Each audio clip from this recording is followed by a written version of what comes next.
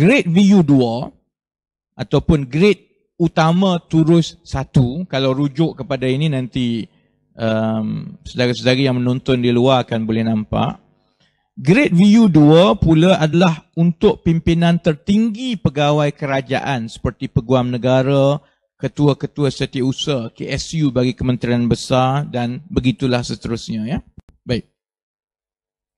Senarai gaji yang ditunjukkan di atas adalah gaji pokok semata-mata dan belum termasuk allowance. Itu gaji pokok saja tau. Gaji minimum ke gaji maksimum. Allowance tidak dimasukkan dalam buku itu. Tetapi allowance ini kita boleh semak. Jadi saya sempat semak di beberapa tempat. Ya. Ini contoh-contoh allowance untuk beberapa jawatan utama. Saya ambil contoh Jusasi. Ya. Allowance keraian 2,500. Allowance perumahan 1,300. Allowance insentif khas 500. Allowance pembantu rumah 500. Allowance tetap jawatan JUSA 1,000. Dan allowance penyelenggaraan rumah 166. Kalau campur semua untuk Jusasi, allowance berjumlah 5,966 sebulan.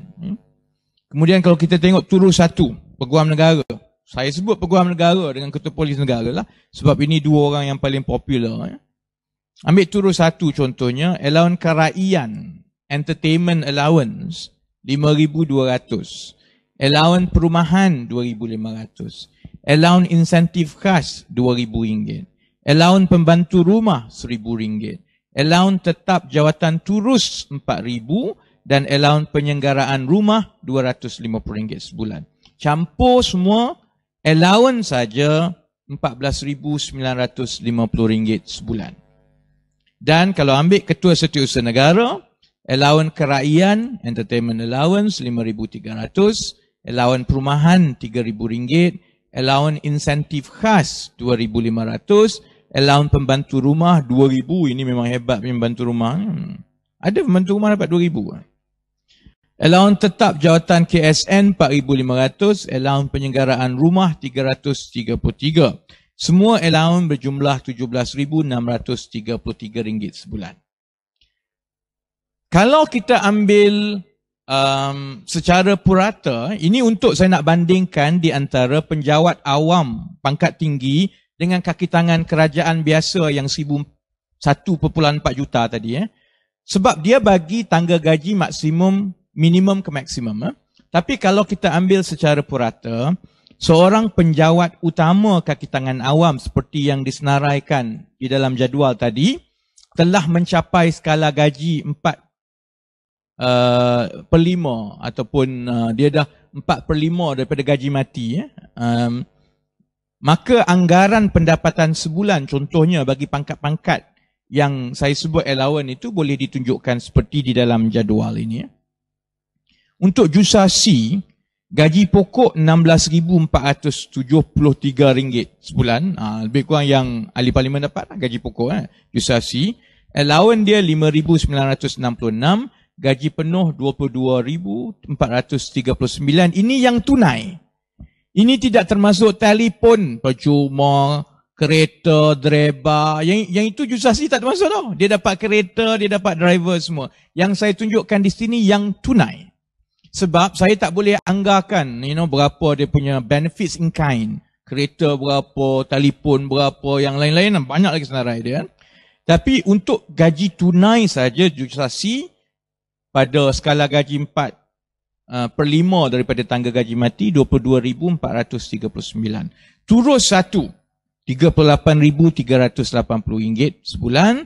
Ketua Setiausaha Negara RM42,703 dan gaji penuh di atas tunai, tidak termasuk sebarang allowance lain dari jawatan mereka di dalam agensi kerajaan seperti ahli lembaga pengarah dan lain-lain.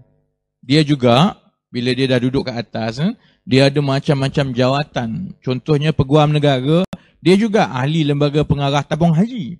Saya tak tahu macam mana apa kaitan lah. Tapi dia juga duduk di dalam agensi dan juga syarikat kerajaan dan lain-lain. Jadi yang ditunjukkan ini gaji tunai daripada kerajaan saja. Tak campur imbuhan agensi, GLC dan lain-lain. Sebab itu kalau sahabat-sahabat tengok, saya ada masalah dengan kadar kenaikan gaji tahunan yang diberikan kepada mereka secara tetap 9%. Saya berpandangan kenaikan gaji tahunan sebanyak 9% itu adalah terlalu tinggi. Memandangkan gaji dan imbuhan setakat ini pun sudah memadai. Dia sudah dapat banyaklah dan semua disediakan dan percuma, minyak semua dibayar.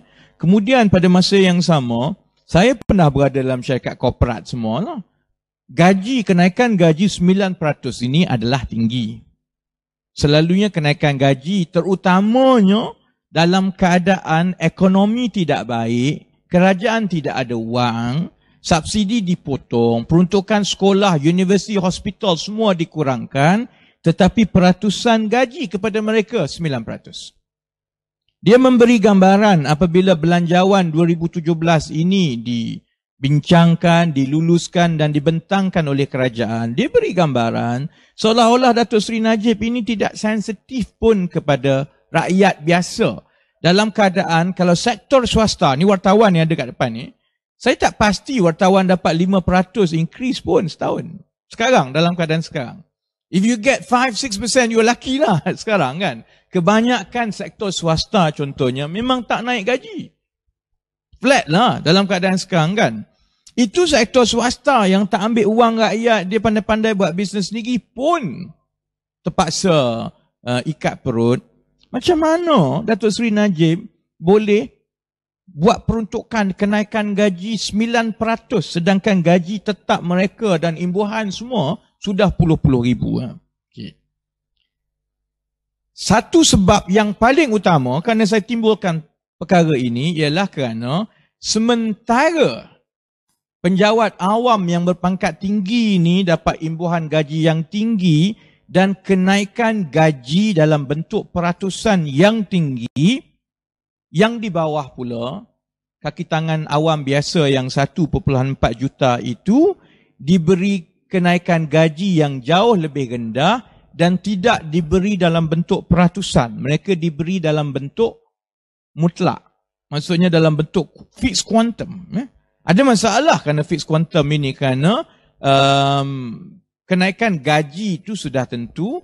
Kalau tidak berhati-hati, dia mungkin lebih rendah daripada kadar inflasi ataupun sekarang ni ada GST, dia lebih rendah. Dan maka sebenarnya saya boleh katakan, kalau saya akan tunjukkan selepas ini, saya bimbang kebanyakan daripada kaki tangan kerajaan yang ada sekarang yang 1.4 juta itu terutamanya yang duduk dan berkhidmat di bandar-bandar besar, di Lembah Kelang, di Johor Bahru, di Pulau Pinang, di ibu-ibu negeri, sebenarnya gaji mereka berkurangan setiap tahun. Kerana inflasi naik tinggi, harga barang naik 4-5%, mungkin lebih tinggi kalau di Lembah Kelang, tetapi kenaikan gaji mereka oleh kerana diberikan secara mutlak, maka dia peratusan itu lebih rendah. Jadi apa yang berlaku ialah kuasa beli mereka makin lama makin rendah kerana harga barang makin tinggi dan peratusan kenaikan gaji mereka itu apabila kita kira adalah lebih rendah daripada kadar inflasi di bandar-bandar besar.